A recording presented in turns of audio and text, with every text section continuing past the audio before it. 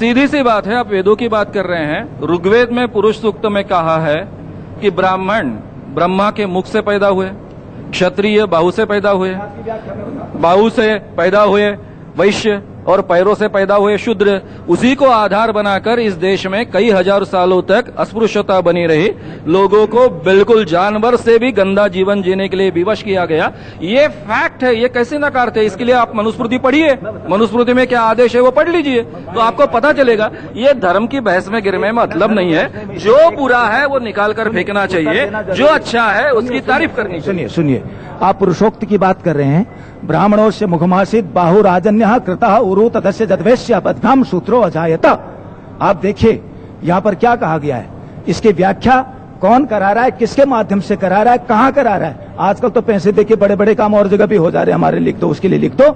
ये बिल्कुल मान्य नहीं है वैदिक व्याख्या। मैं इसकी व्याख्या, वास्तविक व्याख्या जो हमारे, सुनिए, काटे ने क्या है, ब्राह्मण अश्य ब्रह्मस्य मुखम आसेत। सुनिए सुनिए सुनिए सुनिए, ये व्याकरण क्या बात कर रहे हैं, क्या बात कर रहे हैं? व्याकरण आप सुनिए, नहीं सुनिए, हमारे देश में नहीं, ये व्याकरण से करोगे ना, इसे विषय का व्याकरण है ना।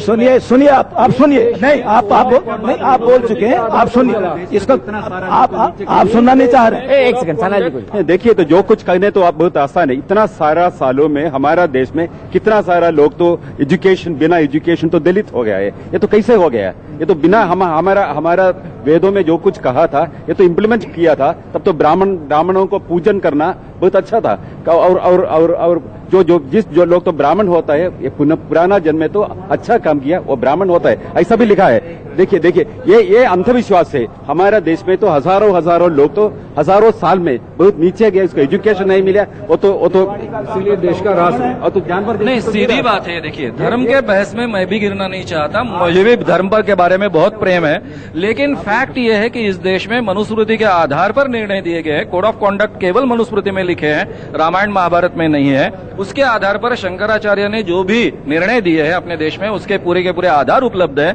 और इसीलिए महाराष्ट्र से जब अम्बेडकर जी को, डॉक्टर बाबा साहब अम्बेडकर को खड़ा होना पड़ता है, तो उनको पहले मनुस्मृति जलाना पड़ता है। ये अगर हम समझ नहीं लेंगे, मेरे ख्याल से तो माफ कीजिएगा, हम एक ऐसे अंतहीन डिस्कशन की तरफ जा रहे हैं। नहीं, श्यामानो साहब, हम किसी की भावनाओं को यहाँ पर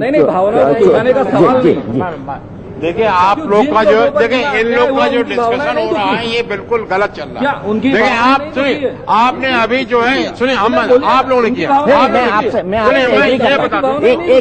एक तर्क ये भी है, एक सत्य ये भी है। जिस तरह से सिक्के के दो पहलू होते हैं, एक सत्य आप कह रहे हैं और एक इनका नजरिया है। मेरे ख्याल से हमको सभी धर्म को, सभी आस्था को, सभी विवेक का सम्मान करना चाहिए। धर्म में बहस करने की जरूरत नहीं है। धर्म में जो अच्छा है उसकी हम तारीफ करें, जो बुरी चीज है उसको नकारे। आज अस्पृश्यता कोई भी अमल में नहीं ला सकता है, उसके लिए कानून बना है, इसलिए उसकी हम तारीफ करते हैं। हमारे यहाँ लड़कियां पढ़ती नहीं थी, आज पढ़ती है, उसकी हम तारीफ करते हैं। जो चेंजेस अच्छे के लिए, उसके सबने साथ आना चाहिए। जो अच्छी बात है धर्म की वो माननी चाहिए। चलिए, मानिए। जो मनुस्मृति पे जो चर्चा हुई, जो ब्राह्मण क्षत्रिय शूद्र वैश्य, उसके वैसे बहुत सारी चीजें हुई। और आज भी हम देख रहे हैं जो गरीबी है, अज्ञानता है, वो क्यों है? क्योंकि हमारे जनसंख्या में डिसीजन मेकिंग की क्षमता नहीं है, निर्णय लेने की क्षमता नहीं है। वही क्षमता हम विज्ञान से ला सकते हैं, ज्योतिषी से नहीं। तो हमें ये मानना होगा, हमें तर्क को मानना होगा और हमें विज्ञान से उनमें डिसीजन मेकिंग की कैपेसिटी जगानी होगी। जो कैपेसिटी बिल्डिंग का काम देश में बहुत जरूरी है, जो किया जाना चाहिए। उन्होंने बहुत सही बात कही। अगर हम नसीब पर डिपेंड रहेंगे, नसीब के कारण हमारे जीवन में सब कुछ होता है ऐसा मानेंगे, तो हम अपना डिसीजन कब लेंगे? हम कब मानेंगे कि हमने कुछ करने के बाद में कुछ जीवन में होता है? इसीलिए लोगों का अभिक्रम अगर जगाना है, लोगों को कर्मवादी बनाना है, तो ये सब चीजें उनके दिमाग में से निकालना जरूरी है। और जो विज्ञान आज कर रहा है, और ज्योतिष उल्टा अंधविश्वास बढ़ा रहा है। अभी देखिए, उस बहस की ओर हम नहीं जाना चाह रहे। जैसे आपने कहा, एक समय में एक वर्ग इस विषय को पढ़ता था। सुनिए मेरी बात, अभी की उदाहरण बताता हूँ। दिल्ली विश्वविद्यालय में विज्ञान 96 से 100% तक वाला ही पढ़ सकता है। आप देखिए इस युग में आप कर दो ना 50% वाले को भी। उस समय का कानून क्या रहा होगा? वर्तमान में बाबा साहब अम्बेडकर जी के द्वारा बनाया गया जो संविधान है, उसके आधार पर राष्ट्र चल रहा है। और प्राचीन काल में क्या विसंगतियां रही होंगी, सुनिए, क्या दूर करेंगे आप तो आग लगाने का काम कर रहे हैं।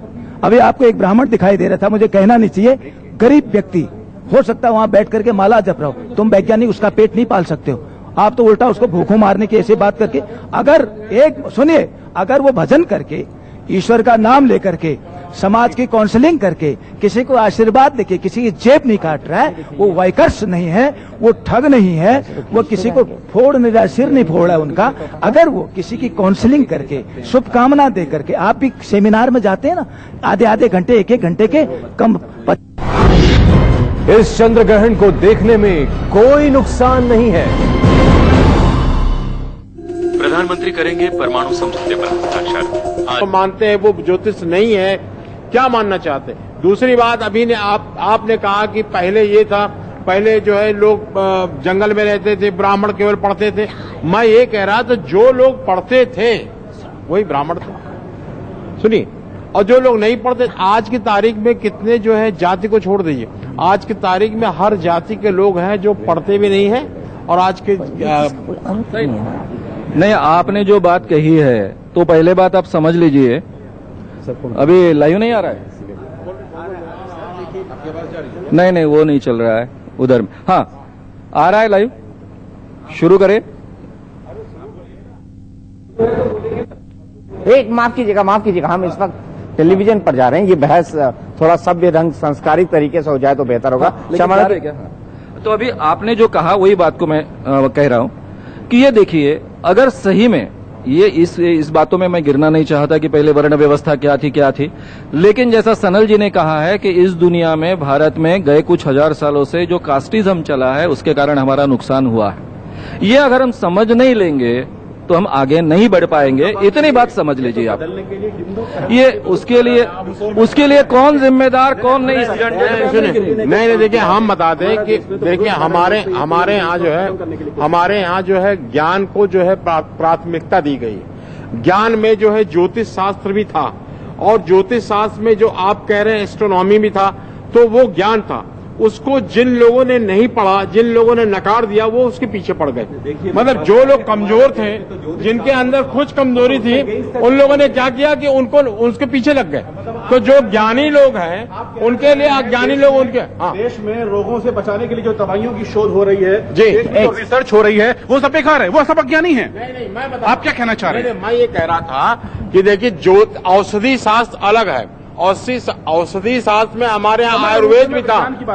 इसको नकार रहे हैं? नहीं, मैं किसी चीज को नहीं नकार रहा हूँ, मैं सुनिए, मैं ये नकार नहीं रहा हूँ। हम ये कह रहे हैं कि आप हमारे ज्योतिष शास्त्र को मत नकारिए, क्योंकि ये शास्त्र जो है आपके शास्त्र से कहीं ज्यादा उत्कृष्ट है, और यही शास्त्र पूरे ब्रह्मांड को जो है ये देखने वाला है, ये समझने वाला। तो क्या बताते हैं जो आप तो विज्ञान को नकार करता है, आपका आवाज तो दुनिया अभी लिसनर्स को जो लोग तो देखता है उसको पास पहुंचता है, कोई ज्योतिष का कैपेसिटी में नहीं, विज्ञान का कैपेसिटी से है। और जो चीज तो हमारा तो अभी ये बिजली है, ये बिल्डिंग है, हम तो जो गाड़ी में आ गए, ये सब तो विज्ञान से हो गया है। ये तो कोई ये तो देखिए ये पहले मैं 1 मिनट रोकूंगा, ये गर्मा गर्म बहस है। मैं आपको फिर दोहरा दूं कि जो राय पार्टिसिपेंट्स की है वो अपनी है, चैनल उनकी राय से इत्तेफाक रखे या न रखे, सिर्फ एक बहस कर रहे हैं हम, और बहस का मुद्दा यही है कि क्या हमको अंधविश्वास मानना चाहिए। मेरा ये विचार है, मेरा मत ये है कि विश्वास मानना चाहिए,